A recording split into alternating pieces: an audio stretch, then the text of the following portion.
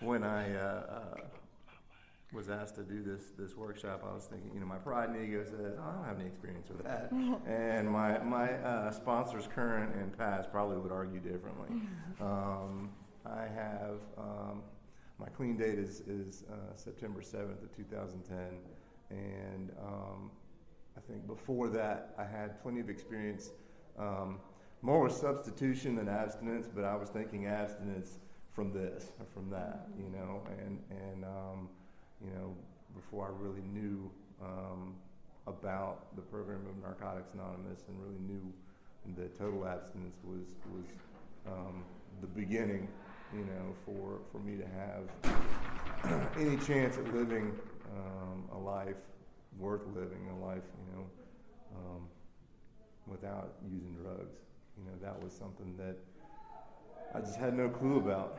And but I can say definitely with a lot of confidence that I've had periods in my recovery where I wasn't really moving forward. I was, still going to meetings. I was, still had a sponsor, if not just in name only. I've had this time around.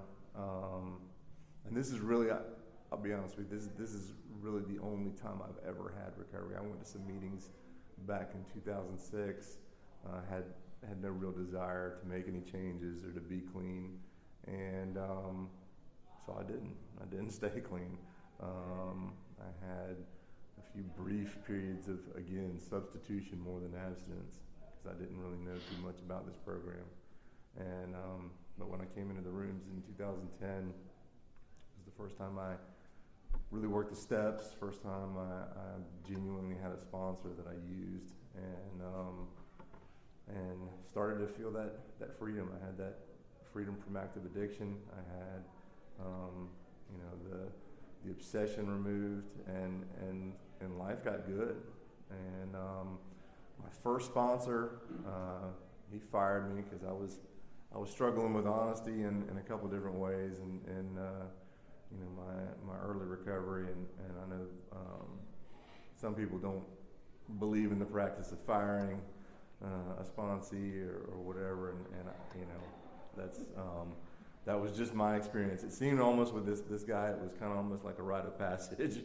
A lot of people, he fired a lot of people, so that was part of my story, but my second sponsor, we got up to about the third step, and he ended up going to the big meeting up in the sky. I had finished, working my third step, doing the writing. We did it what he called the old-fashioned way, with the dictionary and defining everything and really going through it. Define those words and then define the words that come from those words, and going through that whole process.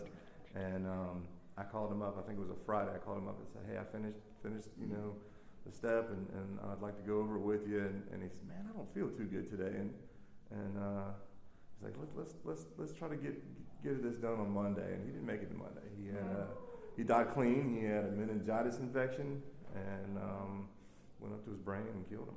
But wow. So then I took on his sponsor, and started into the steps again. This would be my third attempt into the steps, and we got to the fourth step, and I just parked for a long time. There was some things that went on. He moved. He moved to another state. He moved to South Carolina, and so our contact was only really over the phone for a while, and again, life was good, and I just didn't, my ass wasn't on fire. I wasn't dying, is what I believed, and so there wasn't a lot of pressure to continue on, and so I was really, again, just kind of abstinent for a while. I went to meetings and I shared, and I called him on occasion, but didn't really have any real growth, and that went on for a long time. I mean, I want to say I was on that 4-step, a good 4 or 5 years, just not really doing a whole lot of anything. You know, I had that connection with people in recovery, and again, I thought that was enough. And you know, my life didn't fall apart.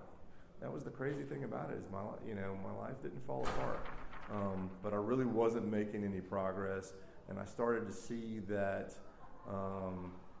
over time, you know, that serenity was kind of escaping me.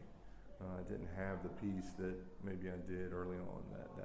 That pink cloud floated away somewhere else, and yeah, I mean, it was. You know, I feel really grateful that I didn't ever get to a point of, you know, wanting to use. I didn't ever make that choice to go back out.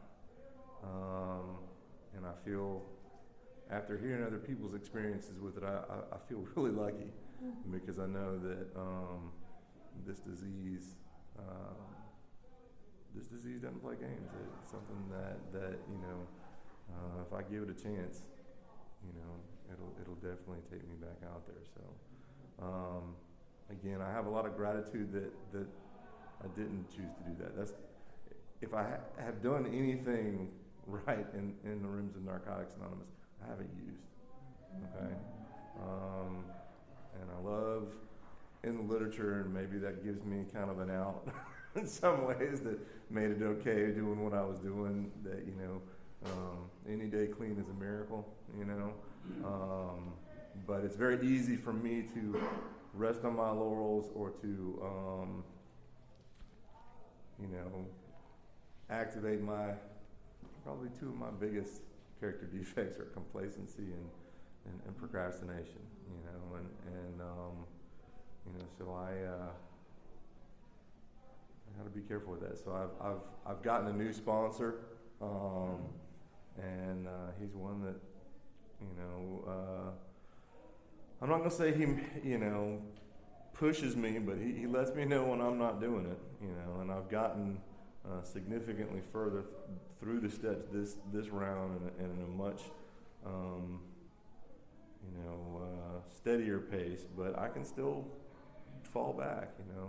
I've been on my 7th step this time around, and you know, have been parked again for about a month. So you know, like I said, when I first heard this was the topic, I was like, man, I don't have any experience with that.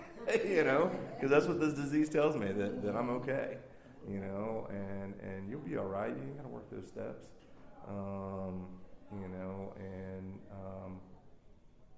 yeah, I mean, you know, it tells me that you don't have to go to that meeting tonight. You got something better to do, you know, or you don't have anything to do at all, but you just don't feel like it, you know. I'm from Statesboro, Georgia, and I did not. I'll be honest with you for a minute. My wife started struggling a little bit. She hurt her back, and I was like, oh man, there's my out right there, you know. But that was something I learned to do in the rooms that I hadn't been able to do for a long, long time. Was to try to make a commitment to keep it. So I came down here. I got here about 45 minutes ago. I really wish I had been able to be here. I heard there were some great speakers. Looking forward to listening to the meetings that were reported, and I don't know, I'm just really, really grateful to be clean today. I see every day what, well, not every day, but I see very often in my relationship what just plain abstinence can do for somebody. My wife, we met using, and she stopped using them hard drugs, but occasionally she wants to dive back into the ones that are legal or socially acceptable or whatever, and that causes us some problems. You know, and so I really hope to never ever try to go down that path, because I don't think it would work for me. I'm pretty sure that I would not be able to make it a once in a blue moon thing, and it would be right back to where I was. So I don't want to get too much into speculation because I know that this is about sharing our experience, and I've had plenty of experience with not moving forward. But the one thing again that I've been able to do is to not use, and I'm really grateful that I'm clean today. Grateful I got this opportunity, and I don't want to sit here and talk too long. So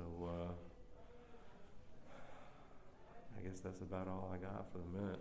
Thanks, Kinder.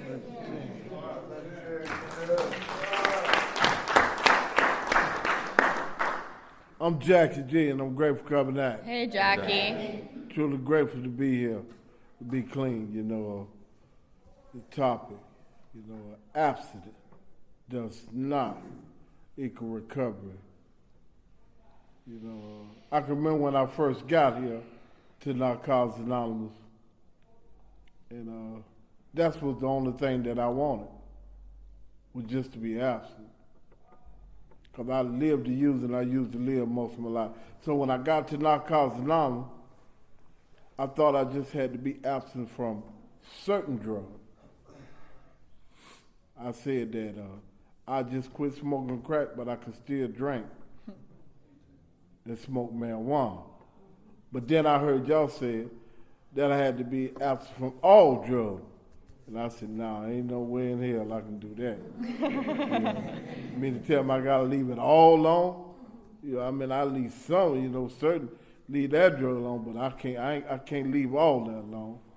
But eventually, that kept me going back out, because I thought I had a problem with a specific chemical, and that kept me going back out, in and out the door. My clean date is 1988. Wow. April the 15th, when I got clean. And I'm truly grateful for this program. This program has saved my life. And teaching me that I don't have to live the way that I used to live. And I'm truly grateful. And I have to remember is that I have a disease that don't want me to get better. Mm-hmm. I have a disease that don't want me to recover. And especially with these spiritual principles. I was reading this, one of the pamphlets, what is Narcotics Anonymous about? It says in there that, you probably can stay clean by coming to meetings for a while. They say, but if you want to recover, these are the principles that made it possible, And for a long time, when I went to Narcotics Anonymous, I remember I came to Narcotics for a year, and I just stayed after. Didn't worry. I used to hear this guy. He used to come to me, little skinny, I'm telling white guys. He used to come to me. And when he used to come to me, I used to hate that I came to the meet when he came. Because every time I came to the meeting, he got to talking about some step. The step, I said, here you go again with that step stuff. I'm telling you, talking about working the step. Talking about it's the inside job, and I was like, man, I'm telling you, there he go with them steps. I said, no, the step was for y'all, they wasn't for me, So for a whole year, I didn't do nothing, and for that whole year, I was miserable and crazy as hell, because I'm telling you, I didn't work, and it was an inside job, and I didn't work no steps, and and I used to be sharing. I remember after the meeting, this guy came up to me, he told me, he said, Jackie, he whispered to me, he said, Jackie, you're a dressed up garbage can. I said, what? He said, you're a dressed up garbage can. I said, he said, you'll get it. And I was like, man, I asked him out, I said, what are you talking about? I'm a dressed up garbage can. He said, you ain't working no steps. You just coming to meet. And you just dry and you're miserable. Because I seen y'all going around. I seen some of y'all going around, in the room, and y'all was happy. And y'all was joyous and y'all was free. And I was coming to meet, and I was miserable, But, I'm telling you, if you ask me, I'll tell you, I'm doing fine. How you doing, Jack? I'm doing great. But inside, I'm telling you, I wasn't doing so great. So, they told me that, about being absent. So I stayed absent, and I finally decided that I wanted to get me a sponsor, because for a while I was sponsoring myself, and they said if you sponsor yourself, you got a fool for a sponsor, so I sponsored myself, and, and I said I was going to work the steps myself. I ain't need no sponsor, because I wasn't fit to tell no other man, some things about me. I wasn't going to let him find out. So I sponsored myself, for about a year, and that didn't work. And then eventually, I went back out and I used, and when I came back last time, I said, I need to find out why did I go out and use, what happened, because I didn't do no inside work, All I wanted to do, and I seen the same guy, little skinny white guy. He see me come to the meeting, because I used to, I done went out and brought me some nice sneakers, and I'm looking real good, dressed up, looking real good, and he came over there to me again. He said, Jackie, you're a dressed up garbage can, And I used to get mad with that guy, but he helped me out. He helped me to get in touch. So eventually, I got me a sponsor, and I started working the steps, and I started applying them in my life, and I found out that abstinence did not equal recovery, and I had to start working on the inside, and changing, because I was looking fly on the outside, but the inside, I'm telling you, was the ugly man, And then I found out with me being abstinent that when I was abstinent for that year, I found out that I started acting out on some character defects and some things, was going on in my life, and I thought that's all I had to do was come to me and say, don't use no dope. I was like, man, that's all I got to do is come to me and don't use no dope. And I did that for a while, but I found out that it was going to take more than just me not coming to me and not using any dope. Because I had to remember that, when I was out using, I used more than dope. I used people, places, and things. So my recovery going to have to involve more than me just using dope. So I said, okay, so I'm going to have to come in the rooms and I'm going to have to start working these steps. So y'all talked about these spiritual principles, the step, and kept telling me that it was the inside job, So I said, I'm going to see what they're saying, And, I was telling, one of the guys the other day is that, I believe in the 12 steps today. I'm going to tell you, I believe in working the 12 steps, and I always tell, guys, if you're going to get me as your sponsor, if you don't want to work the 12 steps, don't get me as your sponsor, because I believe in working the 12 steps. It's insanity for me to be involved in the 12-step program and not work the 12 steps. The program is designed for me to get better. And how I'm going to get better is by me working the 12 steps. I ain't going to get better by just coming to me and just sitting there and ain't doing nothing. I'm going to stay the same. I'm going to still, I don't know about you, but I want to get better. And how I'm going to get better is by me applying the spiritual principles, the 12 steps in my life. So that's what I had to do, And so I came in, and I got me a sponsor, and I started working the 12 steps, because the 12 steps started helping me. See, I got to remember that. See, the 12 steps are not just designed for me to stop using dope. The 12 steps, is designed, to help change my whole, I'm telling you, the literature talks about a transformation, I'm telling you, by me working the step. And that's what the steps did in my life.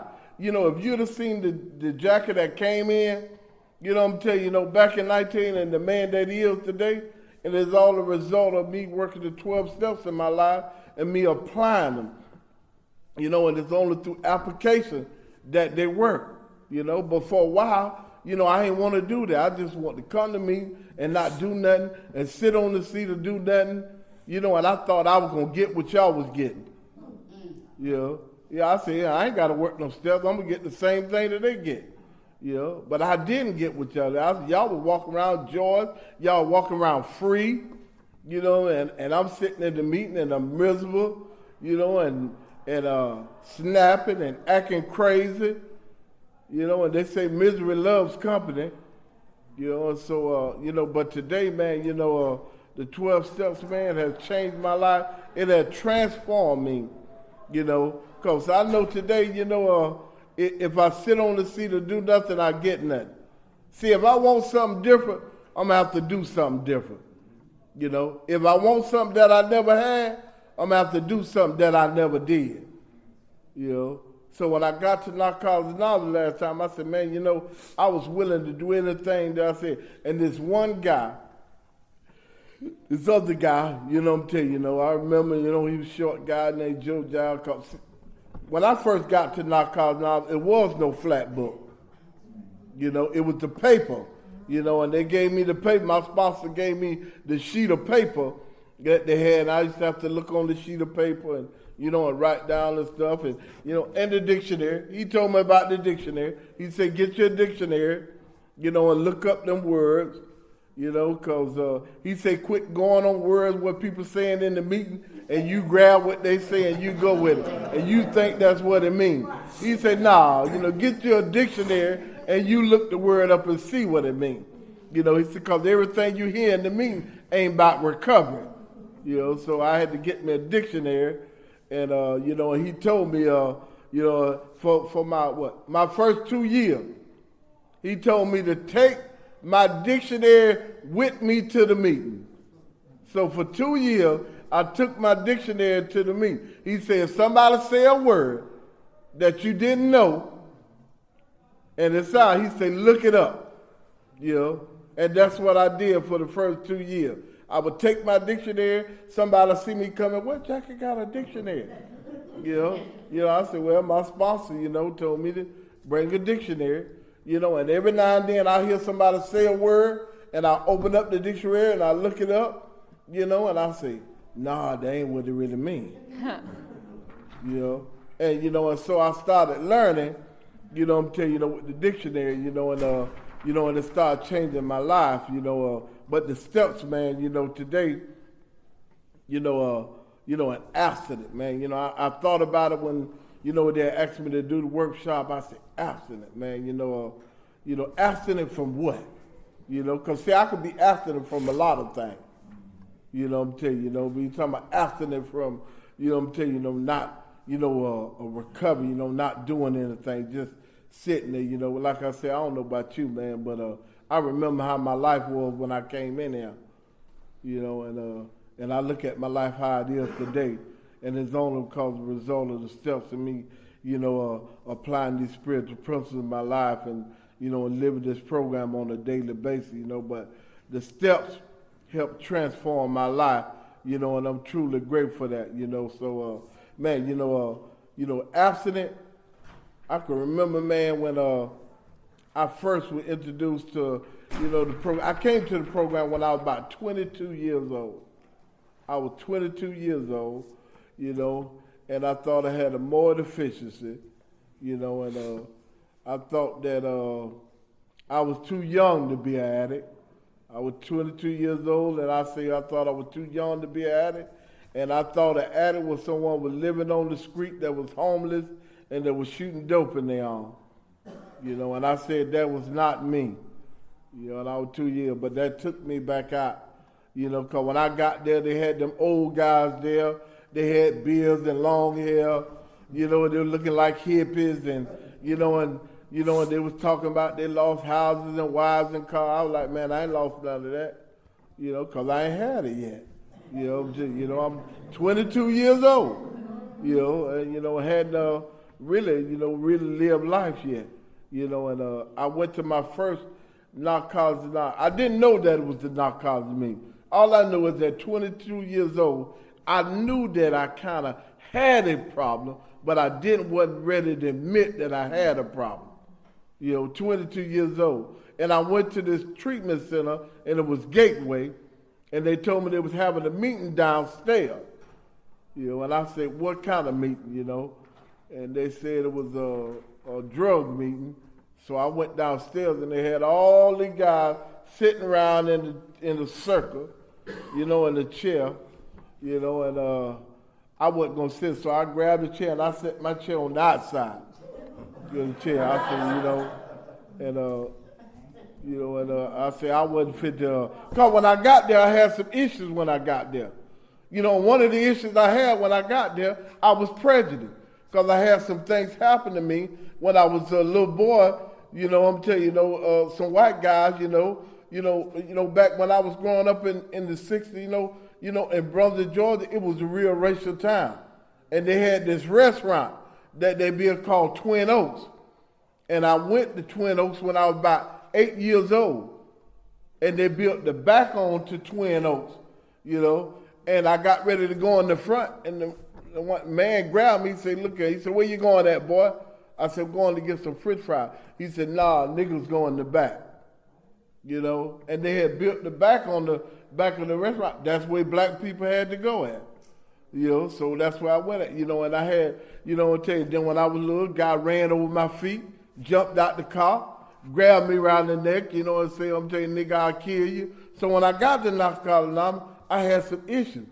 But when I got there, wasn't nothing but white guys when I got there. I was the only black guy when I first got to my group. So, man, I had some issues when I got there, and it kept me from getting clean for a while. But then when I went back, I wanted to get clean so long. I said, well, I'm going to have to trust somebody, And this one white guy came up to me, and he told me, he said, Jackie, I can help you. And I said, you can? He said, yeah. He said, let me help you. And I started trusting him, a little bit at a time. I didn't trust him totally, started telling a little bit at a time. And I'm truly grateful that God put him in my life, because he the one that really got me to work in the steps. He told me that the steps were going to help me with them issues in my life. And I said, no, they ain't going to help me with this. But when we started working the step, those issues that he started talking about, that I was having, started disappearing, he started helping me with, and I got better. See, I ain't the same man I am today. See, I don't have the issue of presence today, all because of the step. I'm telling you. But if I would have stayed abstinent, I know what would have happened, behind the steps, man, I'm a changed man today. Look at the steps changing so much. I'm able to ride out of town, I'm telling you, with two white people, that's gay, I'm telling you. Now, you wouldn't have told me 29 years I was able to do that,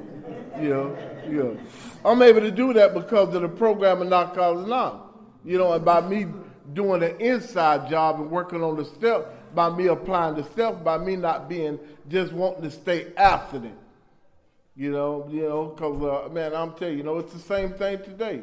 I'm on step 11 now. I was talking with my sponsor, I'm on step 11. See, this is a repetition program. See, I don't just work the steps and I graduate. I continue to work the steps, I'm telling you, on a daily basis, if I want to stay clean and if I want to get better, and I want to get better, I'm telling you, by me working the steps taught me how to be a man in recovery, Oh, come on now. I ain't just learned, what I knew about being a man almost killed me. The steps in the program and the men's in the program. Look, when I got there, the women in the program taught me how to be a man today. It is only through the steps, man, that, I'm able to be the man that I am today. And it's only by the grace of God, man, and the program of Narcotics Anonymous and the people. You people and the God of my understanding, help me get that way today, So today, how I dare not be grateful for a program that saved my life and that teaching me that I don't have to live the way that I used to live. Now, I can live that way by choice, if I choose to. I could choose to be miserable. I could choose to be abstinent too.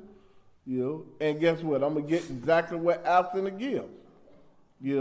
So it's benefits, in the program. Some of the benefits, man, is something that money and gold can never buy. I got something so precious today, joy and peace of mind today, and it's all the result of this program and the 12 steps and the people in Narcotics Anonymous, man. I get so excited about it, man. I don't know about you, but I feel so good tonight and awesome, man. And it's only because I made a decision not to pick up. See, I couldn't make that decision many times before because, but today, I got a program. I work in the program of Narcotics Anonymous. Not my program. The program of Narcotics Anonymous. See, my program got me high. My program will get me high, but the program of Narcotics Anonymous, it'll keep me clean.